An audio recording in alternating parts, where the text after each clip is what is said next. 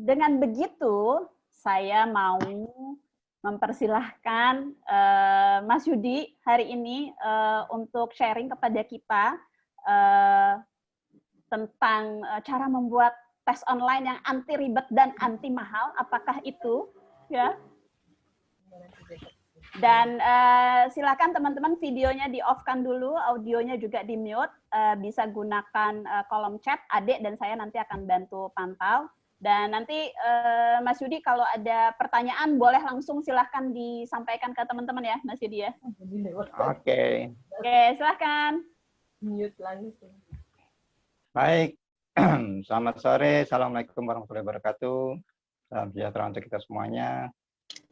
Sehat-sehat semua ya. Mudah-mudahan pada sehat, tidak ada yang terimbas atau terpapar COVID atau terdampak wabah. Hari ini sebenarnya saya mau sharing aja, bukan ngajarin, karena kalau disebut ngajarin, ada dosen saya yang dulu pernah ngajarin saya, namanya Mbak Lucy, itu jauh lebih canggih daripada saya, jadi mohon maaf Mbak Lucy. Ini cuma sharing aja kok. Yang mudah-mudahan sharingnya nanti kita bisa berguna. Teman-teman, sambil saya coba cari materinya, kenapa saya mencoba mengangkat topik online test atau online assessment ini? Karena sebenarnya pada awalnya, seperti yang dikatakan oleh Mbak Sari, Kakak Sari, semua sudah berubah sekarang. Bahkan ada jokes, ada meme yang beredar. Kalau di dalam dunia bisnis itu namanya digital transformation. Di dalam dunia digital transformation itu kita ditanyakan, siapa sih yang membuat transformasi digital itu terjadi? A. Google, B. Steve Jobs, C. Kemkominfo, atau D. COVID-19. Ternyata yang mendorong digital transformation itu malah COVID-19. Kenapa? Karena baru sekarang semua orang berbondong-bondong bekerja dari rumah dengan online. Dulu kita cuma shopping online, ojek online, beli makanan online, tapi yang namanya bekerja online, meeting online, itu mungkin baru segelintir orang atau beberapa orang saja. Nah, kalau bicara online test ini sebenarnya sudah lama sekali. Saya sudah mengembangkan online test ini dari tahun 2010 atau 10 tahun yang lalu. Jadi memang sudah lama sekali. Tapi memang semata-mata waktu itu atau mungkin sampai sekarang pun orang beranggapan online test itu hanya semacam alternatif atau semacam pilihan lain dari tes-tes yang sifatnya offline. Sehingga online test itu dianggap hanya memindahkan dari paper base ke web base. Dari menggunakan kertas atau alat tulis, menggunakan komputer atau pakai online. Just it, ya, itu aja. Kenapa? Karena orang menganggap online punya banyak keterbatasan. Apa saja itu? Nah,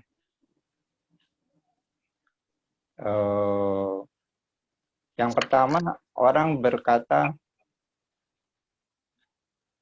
online test itu valid nggak? Online test itu reliable nggak? Online test itu mahal. Online test itu apalagi? Susah, ribet, dan banyak lagi. Bahkan ada yang bilang, wah nanti keamanannya gimana? Etikanya gimana? Kerahasiaannya gimana? Lisensinya gimana? banyak banget yang membuat kita akhirnya berpikir ulang untuk menggunakan online test. Padahal online test itu ini karena mungkin ya saya coba memungkinkan aja.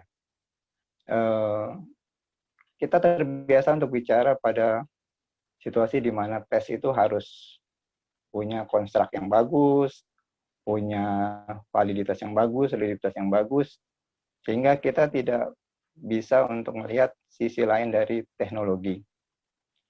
Padahal yang namanya online test atau online assessment itu punya dua sisi.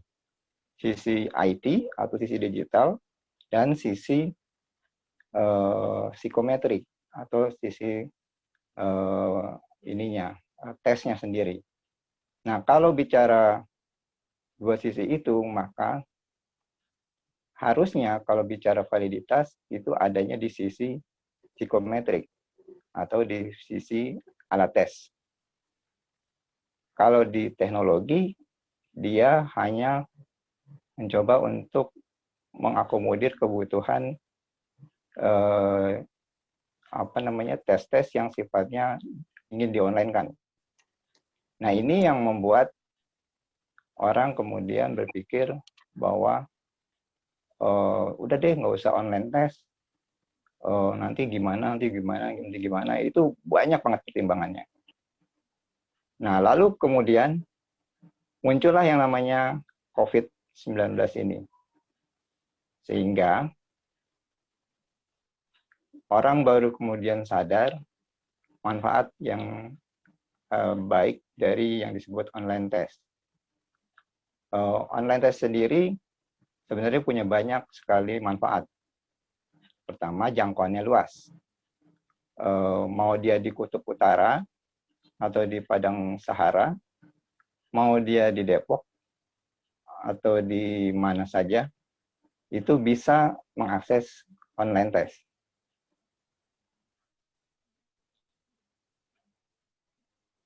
Lebih cepat. Kenapa lebih cepat? Ini pengalaman saya dengan baterai tes yang sama, katakan untuk psikotes kita perlu 7 baterai tes. Biasanya kalau saya tes di kantor atau di klien, 7 baterai tes itu perlu waktu kurang lebih 2-3 jam. Tapi dengan online test, itu cukup 1-1,5 jam saja. Loh kok bisa? Ya bisa aja. Kenapa? Karena online test itu mandiri. Instruksinya baca sendiri. Kalau udah ngerti, dia jalan sendiri. Kalau udah selesai, dia keluar sendiri. Ada tes yang work limit, ada tes yang time limit. Ya kalau dia work limit, kalau dia udah selesai, dia nggak usah nunggu yang lain. Sementara kalau di klasikal, kita kan nungguin peserta yang lain. Misalnya lagi ngerjain tes papir kostik, katakan. Atau tes misalnya tes lain atau TKD dan lain-lain. Nah, itu membuat lama di idle menunggunya saja. Padahal setiap orang punya kemampuan yang berbeda-beda. Sehingga lebih cepat. Yang kedua, lebih mudah. Kenapa lebih mudah? Bukan lebih mudah soalnya, tapi lebih mudah dalam hal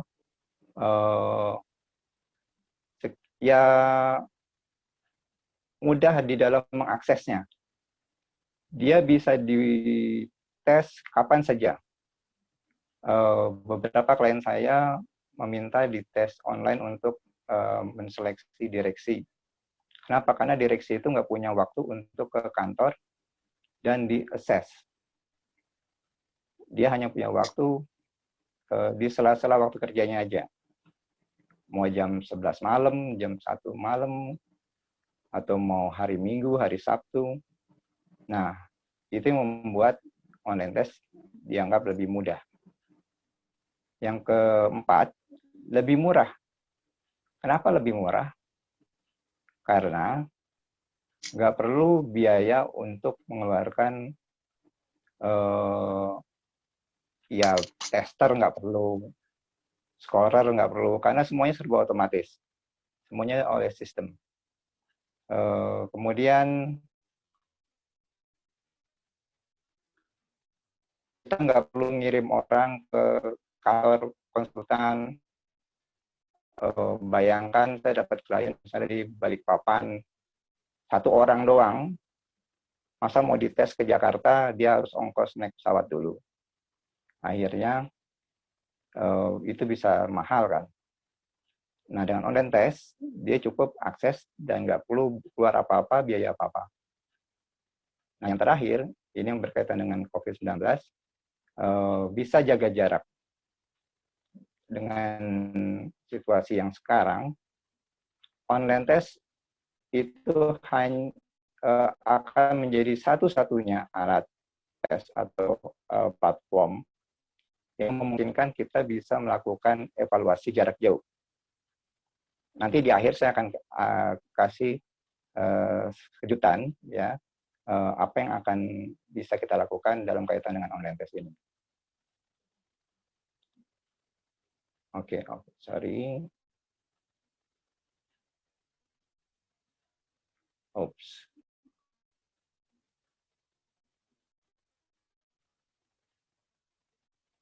Sebelum cerita kejutannya, Mas Yudi, Mas Yudi. Online test itu,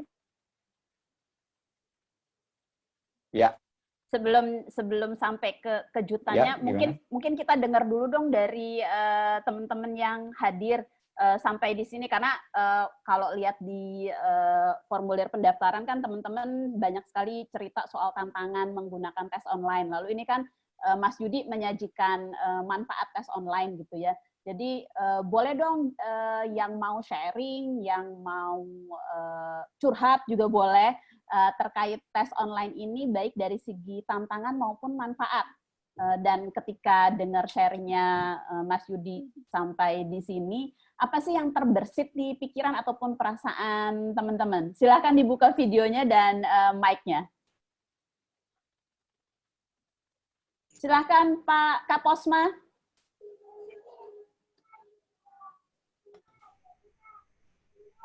Mic-nya sudah menyala, silahkan disampaikan. Apa nih yang dipikirkan atau dirasakan sekarang terkait materi tadi yang disampaikan oleh Mas Yudi? Ya. Silahkan kalau ada yang mau disampaikan, Kak Posma. Kak Iren sebentar ya, habis Kak Posma ya. Iya. Oke. Iren sabar ya. Iya Bang. Saya sebetulnya sudah lama sih bergaul dengan online test, tapi hanya sebagai pengguna. Karena saya dulu bekerja waktu di HRD juga banyak menggunakan online test, terutama kalau dari luar ya, kantor-kantor kita yang di Indonesia, kalau ada tes yang standar internasional itu pasti online test. Nah, saya berkecimpung sekarang di coaching juga, di NLP, dan terutama banyak sih di assessment. Seperti kerjanya Mas Yudi, tapi saya lebih banyak ke pekerja ya, ke asesor. Nah, kebetulan online test itu juga sekarang sudah banyak dipakai. Nah, selama ini saya hanya pengguna, terus terang. Saya belum tahu cara apa ya namanya ya, cara membuat mengutak-atiknya. Gitu. Nah, itu yang saya ingin tahu. Nah, setahu saya ini kan Mas Yudi pakarnya utak-atik alat tes. Makanya saya pengen tahu nih dari beliau. Gimana sih caranya gitu. Oke, terima kasih Kak Posma. Jadi penasaran utak-utik alat tesnya gimana gitu ya. Oke, sebelum dijawab oleh Mas Yudi, saya mau kasih dulu kepada Kakak Iren. Kakak Iren, apa kabar? Oh, pakai masker, saya nggak bisa lihat. Halo, sambil bermaskeran. Sambil jahit-jahit kancing yang lepas. Sore semuanya. Kan kalau WFH itu kan multitask kan ya. Nah, ini concern saya begini. Saya kerjanya di lembaga donor, lembaga asing. Saya perwakilan untuk lembaga, saya pimpinan untuk sebuah lembaga asing di Indonesia. Concern saya adalah ketika kita merekrut tim, kita tidak menggunakan tes klasikal memang. Kita menggunakan klasikal dalam artian 7 baterai tes yang seperti tadi dikatakan Kakak Yudi. Jadi kita menggunakan sistem IA.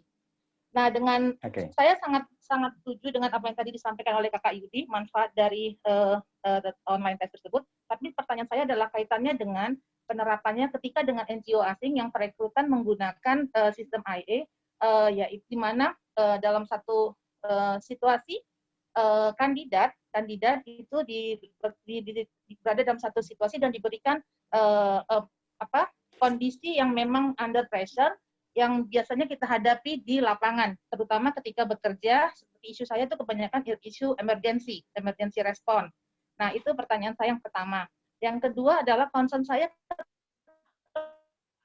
teman-teman asesor nih. Tadi kan Kakak Yudi mengatakan menjadi lebih murah, menjadi lebih cepat gitu. Nah, bagaimana dengan kakak-kakak asesor yang sempat kemarin tuh ada obrolan dengan teman-teman gitu ya, kekhawatiran asesor kemudian menjadi tidak terpakai, atau kalaupun terpakai persaingan menjadi sangat ketat sekali karena harus menguasai teknologi, harus menguasai segala keterbatasan yang kalau misalnya Om Sardono, penari senior kita, mengatakan bahwa di dalam kotak yang sangat sedikit, box yang sangat kecil, kita harus bisa memanfaatkan box tersebut menyajikan tarian yang sangat indah. Demikian. Terima kasih. Terima kasih banyak Kak Iren. Sebelum Halo. dijawab, saya mau baca dulu ada satu di chat box. Jadi kalau dari Kak Bejo Malakiwe ini saya pernah pas dipakai di Surabaya via HP peserta jaringannya conges. Untung udah siapin lembar dan nggak banyak pertanyaannya. Jadi internet yang nggak stabil itu musuh utama. Itu dari Kak Bejo. Ada Kakak Iit di sini. Sebelum ke Kakak Iit, saya mau kasih Kak Yudi jawab dulu dua pertanyaan di awal ini dan menanggapi situasinya Kak Bejo. Oke.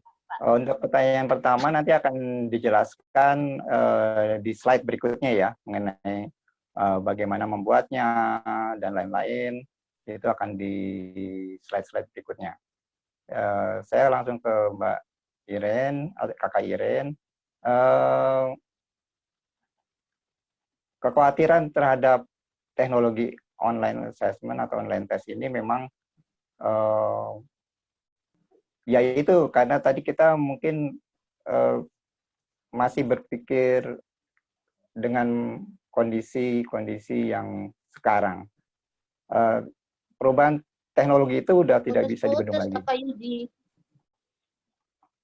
Oke, sekarang gimana? Ya. Jadi yang namanya perubahan teknologi itu sudah tidak bisa dibendung lagi. Kalau kita sebagai psikolog tidak bisa beradaptasi dengan perubahan teknologi, maka yang terjadi ya memang kita akan tertindas atau tertinggal. Tetapi kalau kita bisa beradaptasi, dalam hari ini beradaptasi itu adalah mencoba mengambil peran atau kontribusi yang memang lebih strategis, karena terus terang aja ini opini atau persepsi saya pribadi bahwa psikolog itu sebenarnya kan bukan cuma operator tes, bukan cuma tukang tes, bukan cuma tukang evaluasi atau tukang interview saja. Yang melakukan menjadi asesor itu kayaknya cuma di Indonesia aja deh. Di luar negeri itu boleh dikatakan pekerjaan asongan itu mungkin boleh dikatakan tidak ada atau jarang sekali. Ya. Psikolog mengambil peran biasanya di rumah sakit, di klinik, di perusahaan, atau di tempat-tempat yang memang mereka lebih sebagai orang yang memang perannya sangat penting bagi mengambil keputusan dan lain-lain. Nah, dengan adanya digital transformation ini, online ini seharusnya bukan menjadi musuh bagi psikolog, tapi menjadi teman. Nanti saya akan jelaskan di dalam proses membuatnya kenapa psikolog justru harus berperan di dalam pembuatan online assessment ini. Ya. Kemudian apalagi Kak Sari yang Kak Iren tadi sampaikan? Tadi sih lebih ke implikasi dari ketika murah karena nggak ada asesor, udah dijawab sih tadi sama Kak Yudi. Oke. Nah, kalau bicara murah ya itu sama seperti tukang ojek pangkalan dengan ojek online. Dulu ojek pangkalan berantem sama ojek online gara-gara ojek online lebih murah daripada ojek pangkalan. Tapi akhirnya kompromi kan, karena mau nggak mau karena teknologi dan zamannya udah berubah. Nah, saya nggak tahu juga nanti nih kalau akan menjadi kebutuhan kita suatu saat nanti, bisa jadi asesor itu akan berkompromi, atau saya sih menawarkan kolaborasi, bukan kompromi. Karena dengan kolaborasi, psikolog atau asesor tetap menjadi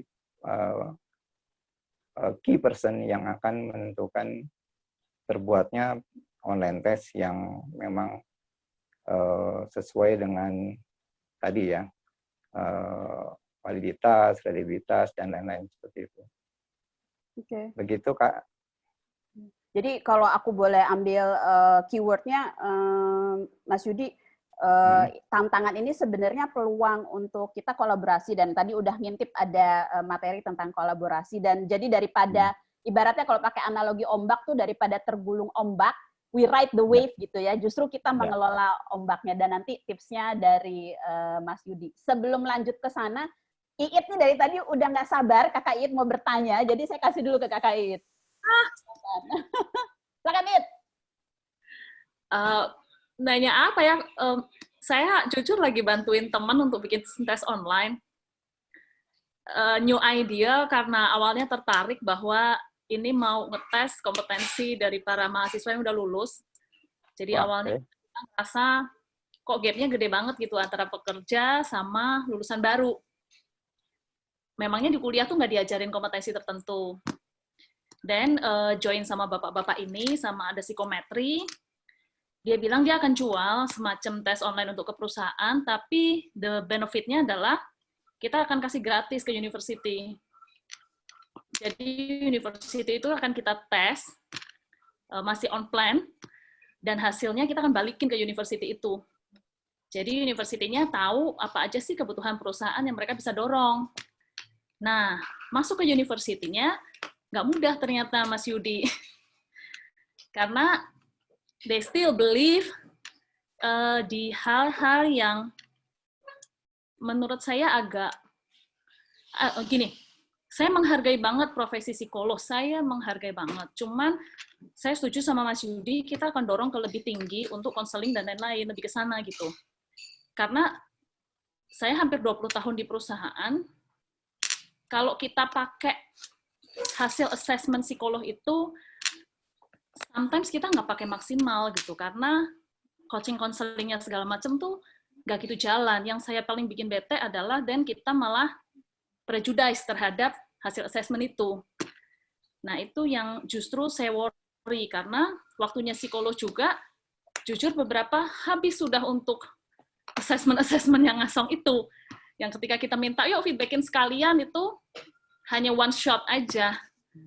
Nah, kita lagi mikirin nih sebenarnya nantinya ke panjangnya. Efektif nggak sih ngasih feedback? Ya, ini ke Mas Yudi nih, lewat online. Karena kita pengen orang-orang yang kita tes itu dapat feedback mengenai dirinya secara langsung, dia tahu mengenai dirinya. Jadi nggak harus call psikolog. Maksud saya gini, ilmu psikolog itu begitu hebatnya, tapi hanya orang terbatas yang tahu dan pakai. Ya. Tapi salah satunya lagi dilemanya, gimana ya ngasih feedback mereka, karena kita tahu kalau online kata-katanya itu kadang standar kan, agak stagnan, nggak bisa baca kayak grafis gitu. Itu sih Mas Yudi. Thank you, It. Mudah-mudahan jadi lega ya, udah curcol di sini ya. Dan kalau ada beberapa hal sih yang saya tangkap dari It kan, ada soal kolaborasi dengan multi pihak, bagaimana supaya orang terbuka dengan hal ini, lalu kemudian mengedepankan dan menempatkan psikolog pada perannya yang memang sebetulnya sangat penting untuk kita. Dan kalau aku balik ke intensinya It, gimana sih caranya supaya psikolog itu jadi punya dampaknya lebih meluas, nggak hanya beberapa orang aja yang punya akses. Mas Yudi silahkan jawab, terus nanti silahkan lanjut aja Mas, karena nyambung ke kolaborasi deh ini. Silahkan. Oke, baik. Awal saya membuat online test, sebenarnya saya buatnya pertama bukan online test, tapi CBT, Computer Based Test. Jadi tes berbasis komputer. Kenapa? Karena waktu itu saya dapat proyek ngetes di suatu kementerian 2.500 orang seluruh Indonesia. Pakai report pula, gitu kan.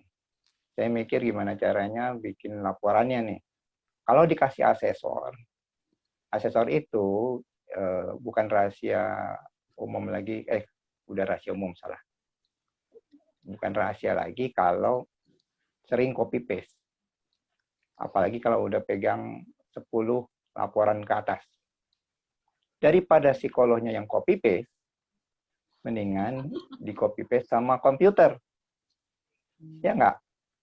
Karena kalau komputer, dia akan copy paste berdasarkan logika yang sudah terbangun. Bukan copy paste tapi lupa ganti nama. Itu namanya konyol. Karena saya sering menemukan psikolog yang copy paste laporannya dan lupa ganti nama. Sehingga klien saya bingung, ini namanya siapa, laporannya siapa, gitu. Lalu saya bikin CBT, baru kemudian saya naik ke online. Nah, tujuannya sebenarnya ingin membuat hasil assessment justru lebih valid, lebih akurat, lebih presisi, dan lebih murah. Kalau kemudian akhirnya mengancam psikolog atau asesor, ya lagi itu pembahasan kita bahwa ya tempat kita mungkin nggak di situ lagi dan lain-lain. Tadi juga ada yang bertanya bagaimana kalau koneksinya jelek, bagaimana kalau orangnya curang dan lain-lain gitu. Nanti akan saya jawab setelah ini ya. Oke, sekarang saya akan lanjutkan struktur dan proses online test.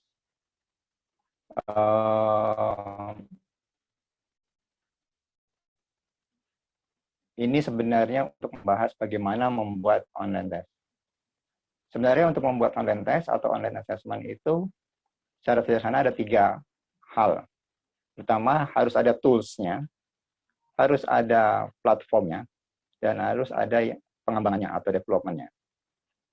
Tools itu bicara konten, kontennya apa atau konstruknya apa. Lalu type of question itu jenis pertanyaannya apa. Apakah pilihan ganda, benar salah, open-ended, essay, dan lain-lain. Lalu biasanya kalau di psikologi ada namanya scoring and norms, atau norma dan scoringnya. Karena mungkin standar normanya beda di Papua sama di Jakarta. Bahkan kemarin saya juga diskusi dengan salah satu provider tes online. Norma tes online pun berbeda dengan norma tes offline. Kenapa? Karena ada perbedaan respon. Pertama, waktu dia download, waktu dia jawab, itu memerlukan waktu lebih lama daripada kalau offline. Makanya Kreplin sangat jarang atau nggak bisa dibuat ke online. Lalu yang terakhir adalah reporting-nya. Jadi tools itu 4 aja. Konten, lalu jenis pertanyaannya, scoring dan normanya, dan laporannya. Nah, yang kedua adalah platform. Platformnya ada 2. Biasanya web-based dan mobile apps. Kenapa mobile apps dan web-based itu jadi satu? Maksudnya itu bergandengan. Karena sekarang developer atau programmer komputer biasanya mengembangkan aplikasi berbasis web, itu sudah inline dengan mobile application. Jadi kalau mau ditarik ke Android atau ke iPhone, iOS, itu udah sangat simple, udah sangat gampang. Udah bisa satu paket istilahnya. Nah, yang ketiga adalah developernya. Ada 2. Mau bikin sendiri, do it yourself, DIY, atau outsourcing. Outsourcing pun ada dua. Dia diberikan kepada konsultan atau sewa aplikasi yang sudah jadi.